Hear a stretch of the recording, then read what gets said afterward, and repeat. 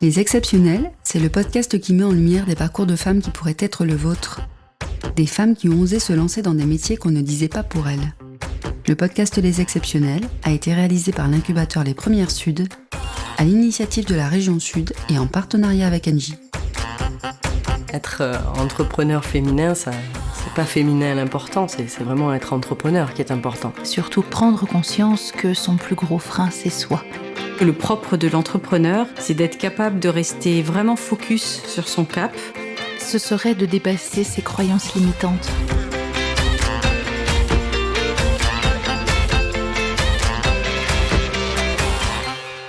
Depuis 27 ans, Corinne est à la tête de l'entreprise d'aéronautique Icarius Aerotechnics qu'elle a créée avec son mari.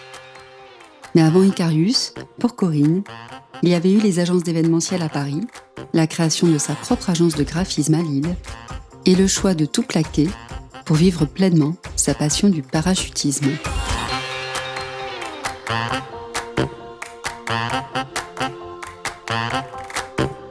Dans les Exceptionnels, nous recevons aujourd'hui Corinne Fitzgerald, qui est PDG de l'entreprise d'aéronautique Icarius Aerotechnics. Donc bonjour Corinne. Bonjour Fleur. Alors, bienvenue dans le podcast Les Exceptionnels. Donc Les Exceptionnels, c'est le podcast qui est dédié à des femmes entrepreneurs de la région Sud. Et pour ce podcast, on a sélectionné des profils qui sont assez atypiques, puisque les femmes entrepreneurs interviewées dans Les Exceptionnels exercent des métiers qui sont plutôt assimilés à des métiers masculins. Donc tout d'abord, merci Corinne d'avoir accepté notre invitation et d'accepter de partager ton expérience et ton histoire aujourd'hui avec nous. Merci de m'avoir convié à cet enregistrement, c'est avec grand plaisir. Pour commencer cette interview, je te propose tout d'abord tout simplement de te présenter. Eh bien, je m'appelle Corinne Fitzgerald, j'ai 58 ans et je vis à Gap dans les Hautes-Alpes pour des raisons qui m'ont amenée justement à m'installer pour des projets professionnels et sportifs. On sait qu'aujourd'hui tu es PDG de l'entreprise Icarius depuis quelques années. Est-ce que tu peux nous dire depuis combien de temps tu es à la tête de cette entreprise ? Eh bien, nous avons célébré en 2019 les 25 ans de l'entreprise, donc ça va faire 26 ans que nous avons créé la SARL et on a démarré notre projet en entreprise individuelle d'abord l'année d'avant, donc depuis 1993 exactement. Avant de raconter justement cette aventure Icarius, ce qu'on aimerait présenter aux femmes entrepreneurs qui nous écoutent, c'est un parcours, peut-être un parcours scolaire, un parcours professionnel qui t'a amené là. Donc pour commencer, je voulais savoir quelles sont les études que toi tu as suivies, quel a été justement ce parcours scolaire ? Alors, mes études ont été extrêmement rapides. À titre personnel, je me devais de choisir une filière express. Donc, j'ai fait un BEP commercial et j'ai démarré à travailler très jeune. J'avais 17 ans quand j'ai commencé à travailler à Paris, puisque je suis originaire de Boulogne-Billancourt, voilà, près de Paris. D'accord. Et quand tu dis à titre personnel, ce sont des raisons familiales ? C'était un environnement familial dans lequel il se devait que je puisse rapidement trouver une voie d'autonomie et d'être capable de pouvoir justement travailler très jeune. Donc, tu commences à travailler à Paris, après ces études arrêtées assez rapidement. Dans quel milieu tu t'orientes, tu démarres ta carrière professionnelle ?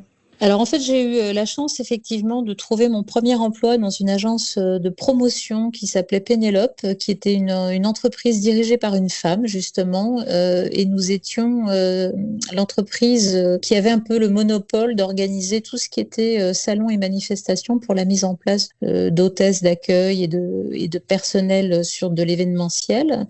Et donc cette activité de démarrage, je l'ai tenue pendant 4 ans et ensuite, un de mes clients m'a fait une proposition professionnelle pour rentrer dans une grosse agence de publicité à Paris qui s'appelle CLMB Vidéo et qui est une grosse structure agence de pub dans laquelle j'ai pu exercer le métier d'assistante de promotion et de publicité pendant 2-3 ans. Et à ce moment-là, j'ai commencé une pratique sportive qui va réorienter la suite de ma carrière.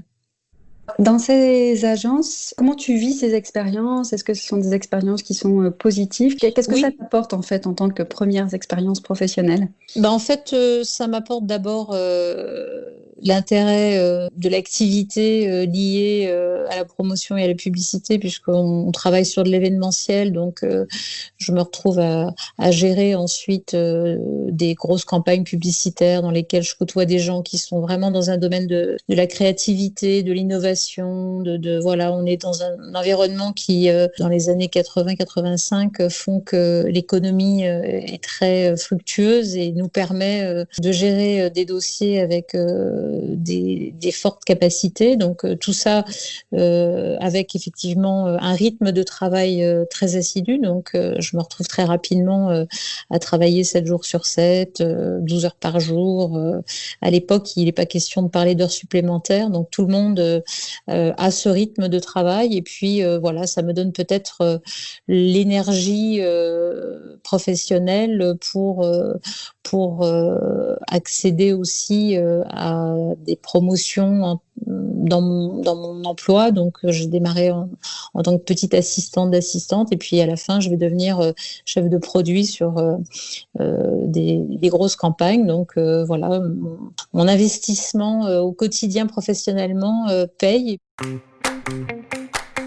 Je quitte Paris pour rejoindre une autre agence de publicité qui m'avait contactée pour gérer effectivement en tant que chef de pub des projets. Et je vais habiter à Lille pendant 3 ans pour vivre cette nouvelle expérience professionnelle dans laquelle je trouve aussi tout un tas de rencontres avec des gens qui ont fait des choses assez exceptionnelles. C'est le tout début de l'infographie, donc on commence un petit peu à numériser les images et voilà. Donc ça va être des choses très, très passionnantes et très intéressantes dans lesquelles je vais m'investir aussi énormément. Puis gérer en parallèle une activité sportive qui va prendre de plus en plus de place pour moi et qui va m'amener à un moment donné à faire un choix d'arrêter ma carrière professionnelle temporairement, tout au moins à cette époque-là, pour une pratique permanente sportive.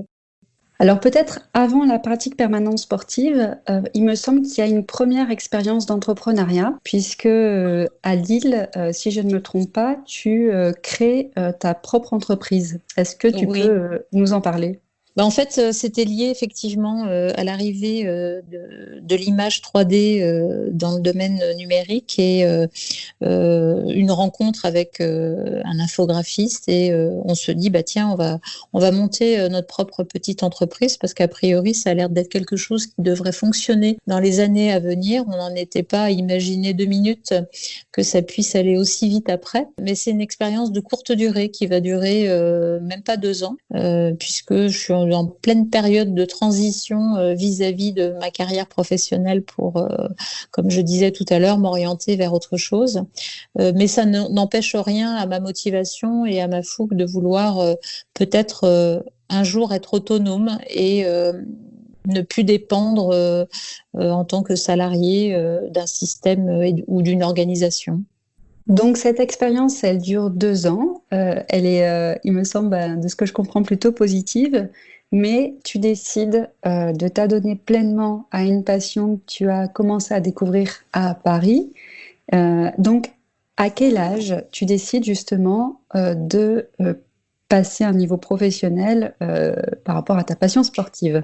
Je dois avoir 25 ou 26 ans, oui, à peu près, donc où je pratique le parachutisme sportif et des opportunités pour rentrer en équipe et faire de la compétition s'offrent à moi. C'est pas une position réellement professionnelle parce qu'on n'a pas de revenus de cette pratique sportive, mais on a des partenaires, des sponsors qui vont nous apporter les moyens financiers pour pouvoir nous entraîner.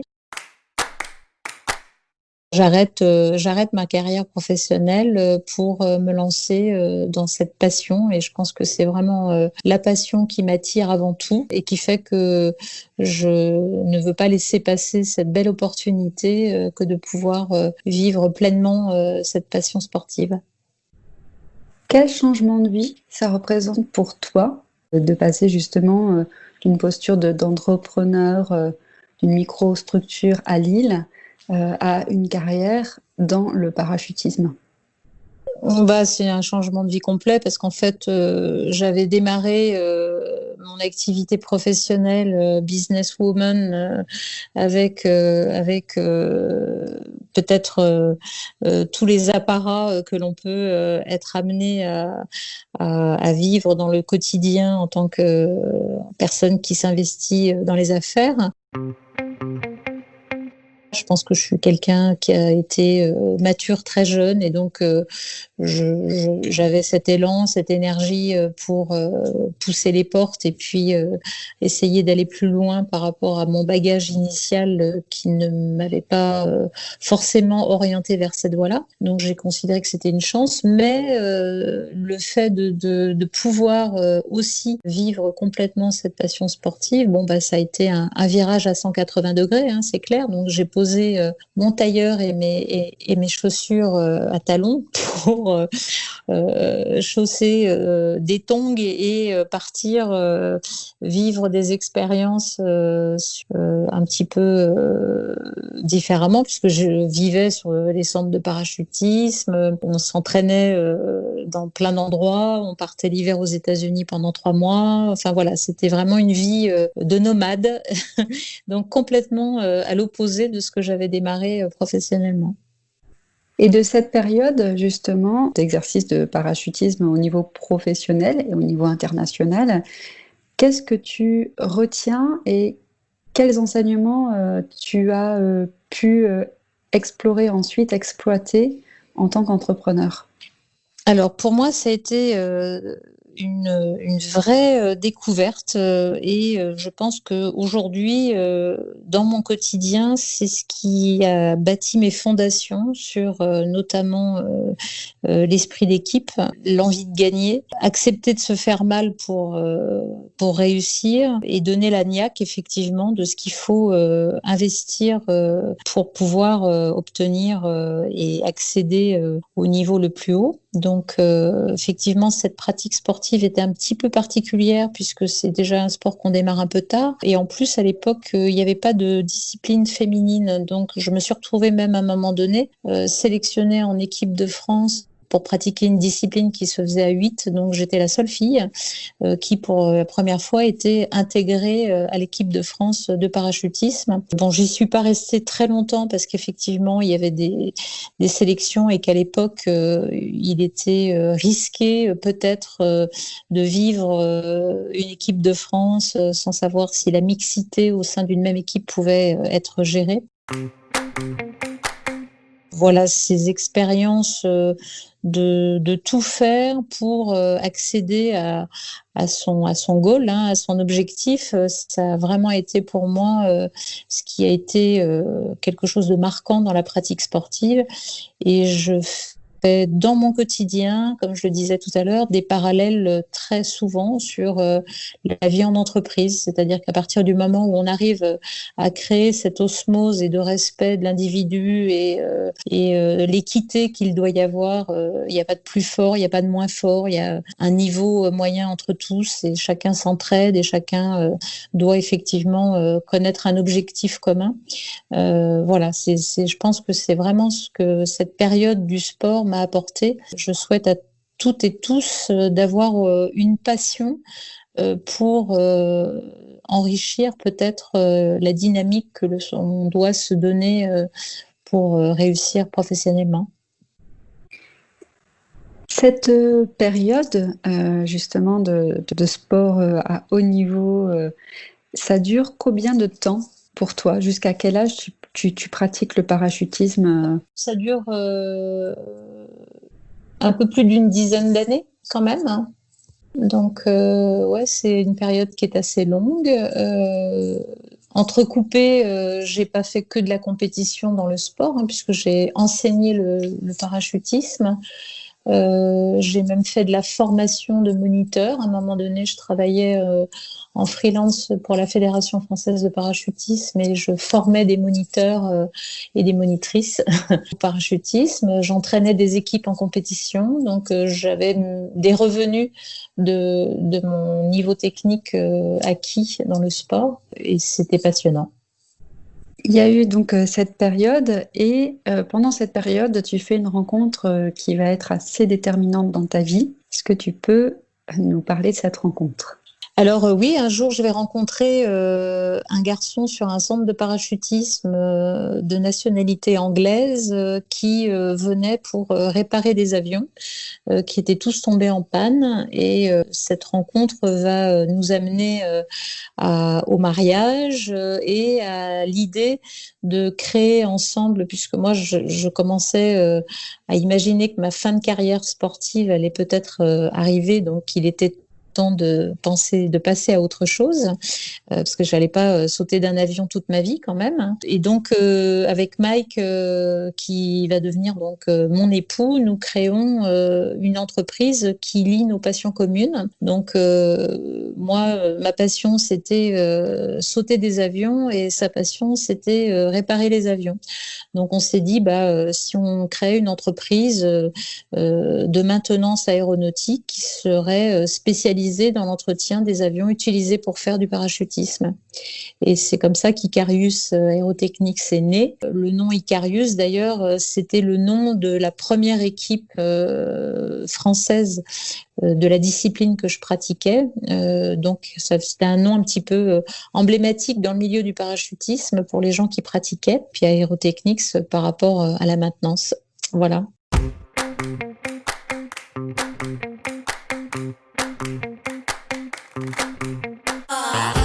Aujourd'hui, Corinne nous a raconté son histoire avant Icarius. Un parcours guidé par les rencontres, la passion et les opportunités saisies au passage. Elle gardera de cette période de nombreux enseignements qui lui serviront quand elle décidera de créer sa propre entreprise. Et c'est cette aventure que nous découvrirons dans 15 jours, dans le prochain épisode des Exceptionnels. Ce podcast a été réalisé par l'incubateur Les Premières Sud, à l'initiative de la région Sud et en partenariat avec Engie.